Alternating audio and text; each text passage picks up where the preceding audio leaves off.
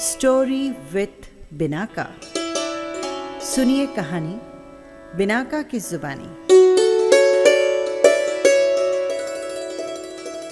हाजिर है चाणक्य नीति। आज सुनिए और जानिए अध्याय 7 की नीतियां।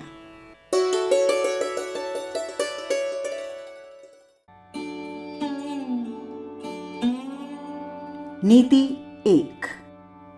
बुद्धिमान व्यक्ति को चाहिए कि वो अपने धन के नष्ट होने को, मानसिक दुख को, घर के दोषों को, किसी व्यक्ति द्वारा ठगे जाने और अपना अपमान होने की बात किसी पर भी प्रकट न करे, यानी किसी को भी न बताए।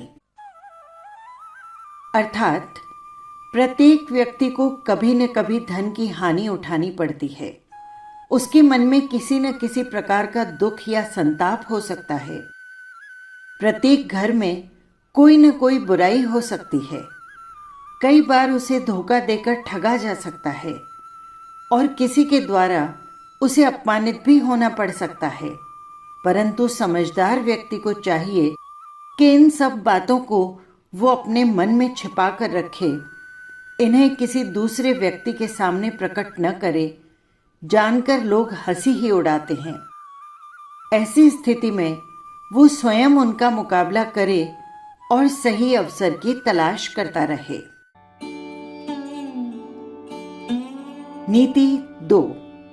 जो व्यक्ति धन धान्य के लेन देन में, विद्या अथवा किसी कला को सीखने में, भोजन के समय अथवा व्यवहार में लज्जाहीन होता है, यानी संकोच नहीं करता, वो सुखी रहता है।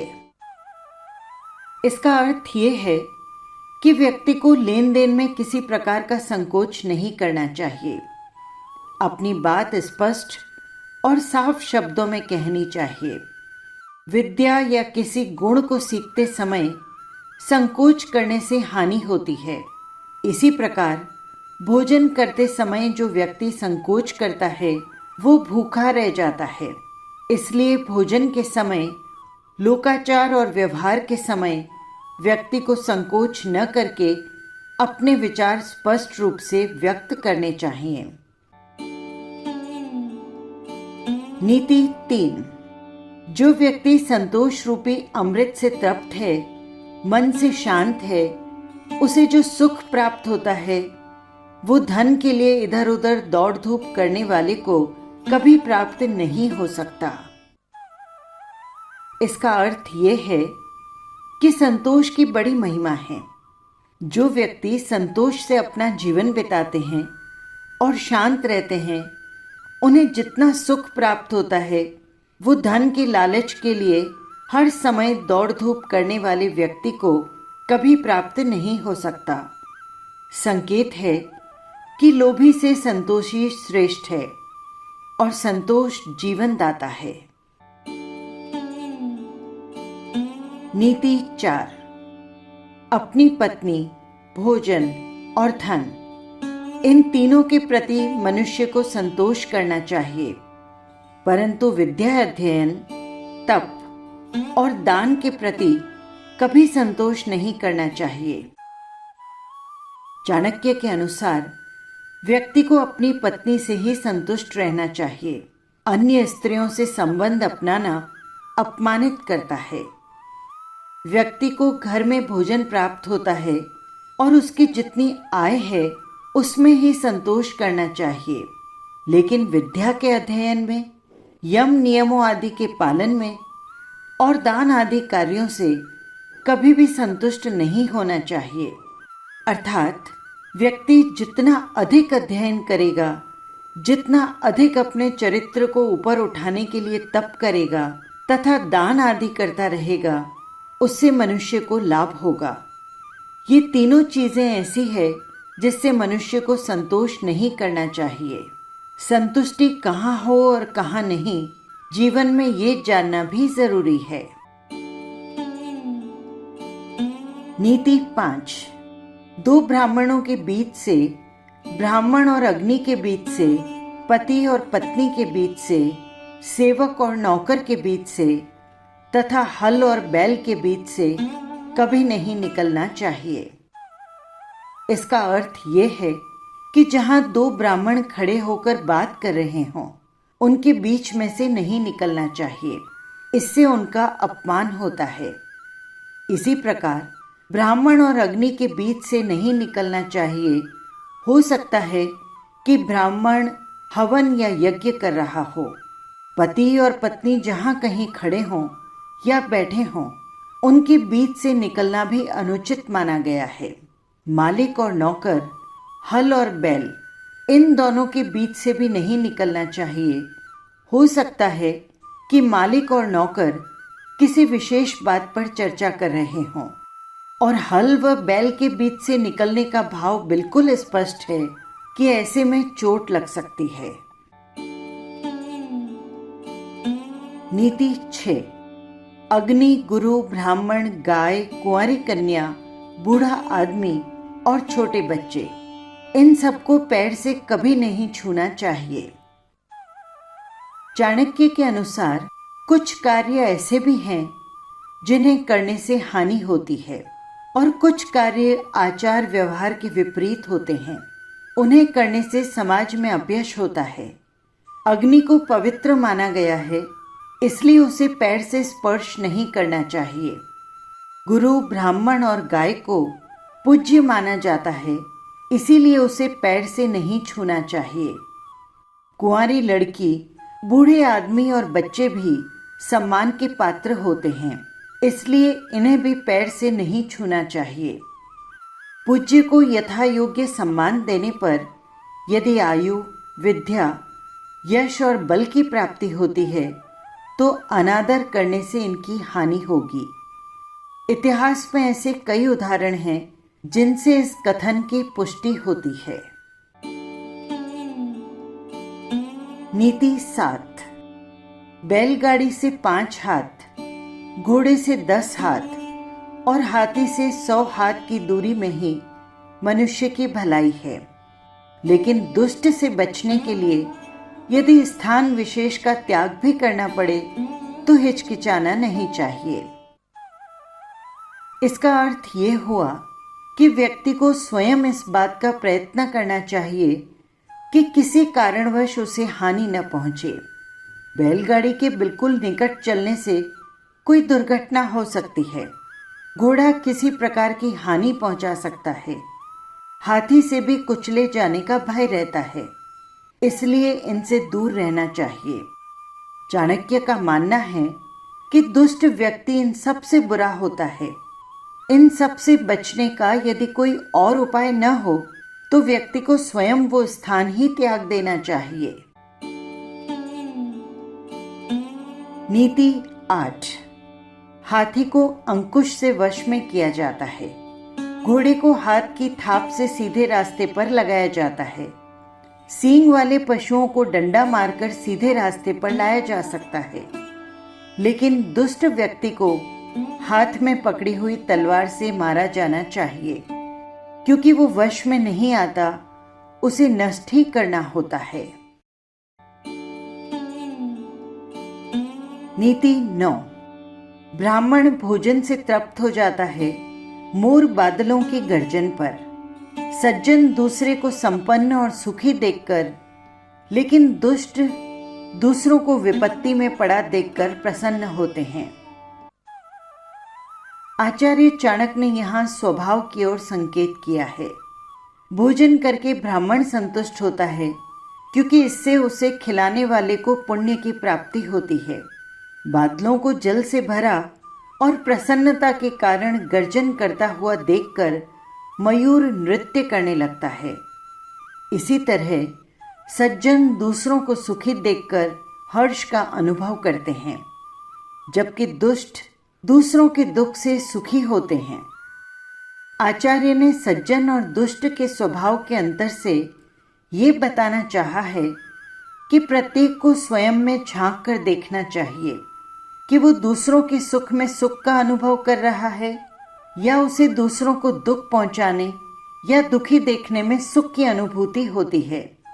पहली स्थिति सज्जन की है और दूसरी दुष्ट व्यक्ति की। नीति 10। बलवान शत्रु को अनुकूल तथा दुर्जन शत्रु को प्रतिकूल व्यवहार द्वारा अपने वश में किया जा सकता है। इसी प्रकार अपने समान बल वाले शत्रु को विनम्रता या बल से, जो भी उस समय उपयुक्त हो, अपने वश में करने का प्रयत्न करना चाहिए। चाणक्य का कहना है कि समय और स्थिति के अनुसार अपने शत्रु से व्यवहार करना चाहिए। यदि शत्रु बलवान है तो विनय पूर्वक उसे जीतने का प्रयत्न करना चाहिए अथवा अपने अनुकूल बनाने का प्रयत्न करना चाहिए। दुष्ट शत्रु के साथ प्रतिकूल व्यवहार करना चाहिए, क्योंकि सज्जनता पूर्वक किए गए व्यवहार को वो कमजोरी समझेगा। इसलिए उसके साथ ऐसा व्यवहार इस प्रकार किया जाना चाहिए ताकि उसकी दुष्टता पर अंकुश लगे। नीति 11। राजा का बल और शक्ति उसकी भुजाओं का बल है। ब्राह्मण का बल उसका ज्ञान है और स्त्रियों का बल रूप और यौवन के साथ साथ उसका सुमधुर व्यवहार है। अर्थात राजा की भुज बल से चाणक्य का भाव उसकी सशक्त सेना से है। जिस राजा की सेना सशक्त होगी वो देश की रक्षा कर सकेगा, परंतु इसके साथ साथ शारीरिक रूप से राजा को स्वयं भी बलवान होना चाहिए। वो सेना की प्रेरणा होता है। ब्राह्मण की शक्ति ईश्वर संबंधी ज्ञान है, जबकि स्त्रियों का बल उसका रूप और यौवन के साथ साथ मधुर व्यवहार है। इन दोनों का समन्वय यदि न हो तो स्त्री उतनी प्रभावशाली नहीं हो पाती जितनी कि उसमें संभावना है। नीति 12। मनुष्य को अत्यंत सरल और सीधा भी नहीं होना चाहिए। वन में जाकर देखो, सीधे वृक्ष काट दिए जाते हैं और टेढ़े मेढ़े गांठ वाले वृक्ष खड़े रहते हैं। आचार्य चाणक्य के अनुसार मनुष्य को अत्यंत सरल और सीधे स्वभाव का भी नहीं होना चाहिए। इससे उसे सब लोग दुर्बल और मूर्ख मानने लगते हैं तथा हर समय उसे कष्ट देने का प्रयत्न करते हैं। सीधा साधा व्यक्ति प्रत्येक व्यक्ति के लिए सुगम होता है, जबकि टेढ़े व्यक्ति से सब बचने की कोशिश करते हैं। ऐसे में दुरुपयोग तो होता ही है। नीति 13। जहां जल रहता है वहां हंस रहते हैं, और जब जल सूख जाता है तो हंस उस स्थान को छोड़ देते हैं। मनुष्य को हंस के समान स्वार्थी नहीं होना चाहिए, क्योंकि वे कभी त्याग करते हैं और कभी आश्रय लेते हैं। अर्थात मनुष्य ही नहीं, देवता भी स्वार्थी है। जब तक कोई उसकी स्तुति करता है, संबंध रखते हैं, फिर छोड़ देते हैं। लेकिन चाणक्य इसे ठीक नहीं मानते। उनका मानना है कि सुख में ही नहीं, दुख में भी साथ नहीं छोड़ना चाहिए। यदि किसी ने समय पर आपके लिए कुछ किया है तो ऐसा नीति की दृष्टि से भी आवश्यक है। संबंध को तोड़ना बुद्धिमान व्यक्ति का स्वभाव या गुण नहीं। कभी भी किसी की भी जरूरत पड़ सकती है। अगर संबंध ही तोड़ दिया तो आप उसके पास फिर किस मुंह से जाएंगे। नीति 14। अर्जित अथवा कमाए हुए धन का त्याग करना, अर्थात उसका ठीक ढंग से व्यय करना, उससे सार्थक लाभ उठाना ही उसकी रक्षा है। जिस प्रकार तालाब से भरे हुए जल को निकालते रहने से ही उस तालाब का पानी शुद्ध और पवित्र रहता है। चाणक्य के अनुसार मनुष्य द्वारा कमाए हुए धन का सही उपयोग यही है कि वो उसे ठीक ढंग से काम में लाए, उसका दान करे, उसका उचित उपभोग करे। सही अर्थों में यही धन की रक्षा है। यदि धन कमाने के बाद उसका सही उपयोग नहीं किया जाएगा तो धन कमाने का लाभ ही क्या। ये बात उसी प्रकार ठीक है जैसे यदि तालाब में भरे हुए पानी को निकाला नहीं जाएगा तो वो सड़ जाएगा। सड़ने से बचाने के लिए उसका उपयोग आवश्यक है। इसी तरह तालाब की रक्षा हो सकती है। धन की रक्षा का भी उपाय ये है कि उसका सदुपयोग किया जाए। नीति 15। संसार में जिसके पास धन है उसी के सब मित्र हैं, उसी के सब भाई बंधु और स्वजन होते हैं। धनवान व्यक्ति को ही श्रेष्ठ व्यक्ति माना जाता है। इस प्रकार वो आदर पूर्वक अपना जीवन बिताता है। यहाँ पर आचार्य ने धन के महत्व पर प्रकाश डालते हुए ये स्पष्ट किया है कि मनुष्य के पास जब तक धन रहता है तब तक सब उसके मित्र बने रहते हैं। जिसके पास धन होता है उसके रिश्तेदार भी बहुत होते हैं। धनवान व्यक्ति को ही संसार में श्रेष्ठ माना जाता है और धनवान व्यक्ति का ही जीवन धन्य कहलाने योग्य है। निर्धन व्यक्ति तो निर्जीव के समान है, क्योंकि न तो उसकी ओर कोई ध्यान देता है न ही कोई उसका अपना होता है। धन में ऐसी शक्ति है कि ये जानते हुए भी कि ये आने जाने वाला है, सभी लोग धनवान व्यक्ति को ही अपना मित्र और पारिवारिक जन बनाना उचित समझते हैं। उसे ही श्रेष्ठ व्यक्ति माना जाता है।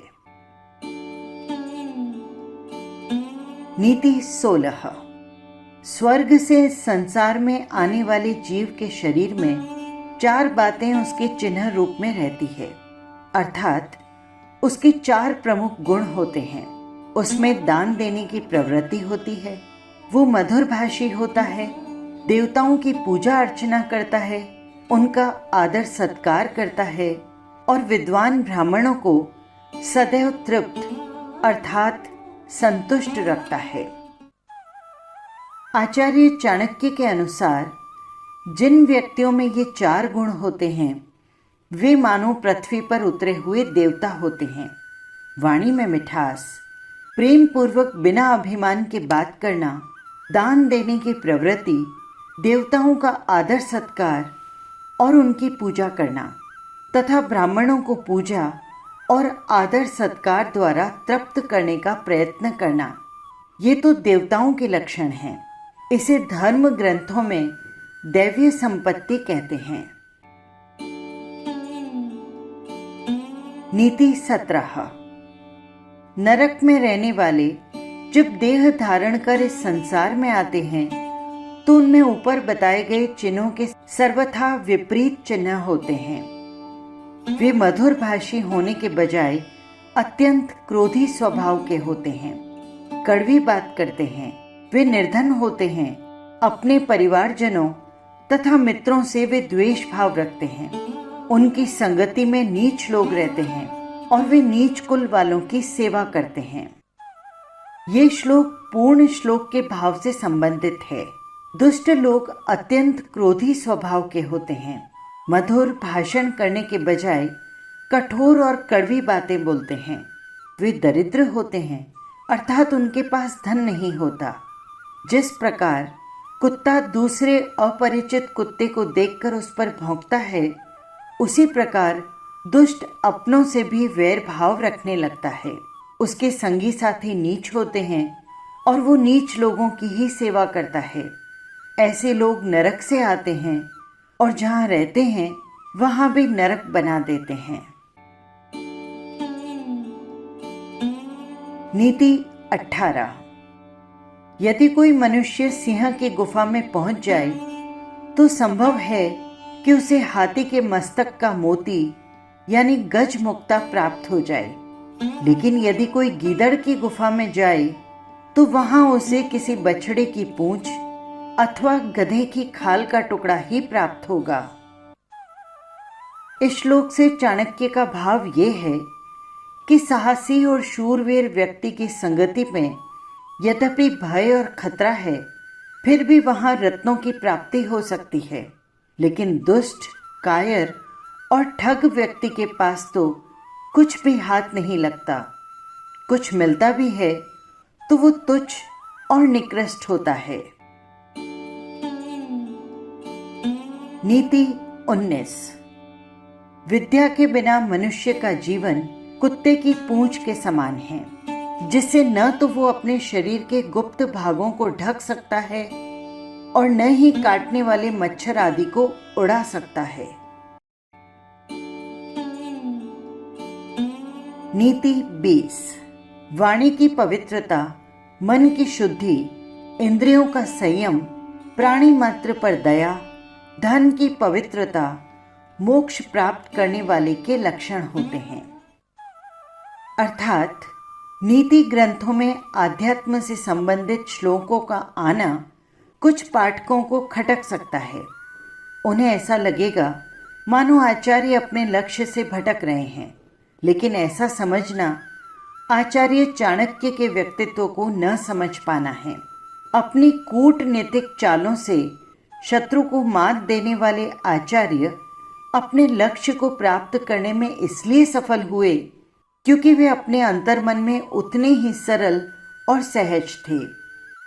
महान उद्देश्यों को प्राप्त करने के लिए लघु स्वार्थों को छोड़ने की उन्होंने शिक्षा ही नहीं दी, उन्हें अपने आचरण में भी विशिष्ट स्थान दिया। आध्यात्म उनके जीवन का आधार था। बंधन तो लीला मात्र है, असल में तो उनके सारे प्रयास मुक्ति के लिए ही हैं। उन्होंने इस श्लोक के द्वारा ये बताया है कि भगवत्ता और दिव्यता कहीं अन्यत्र नहीं है, प्रत्येक में वो रची बसी है। जरूरत है उसका अनुभव करने की। आचार्य ने उस अनुभव के लिए पवित्रता को सबसे आवश्यक माना है। जो वाणी और मन से पवित्र होगा और जो दूसरों को दुखी देखकर दुखी होगा, वही विवेक नाम हो सकता है।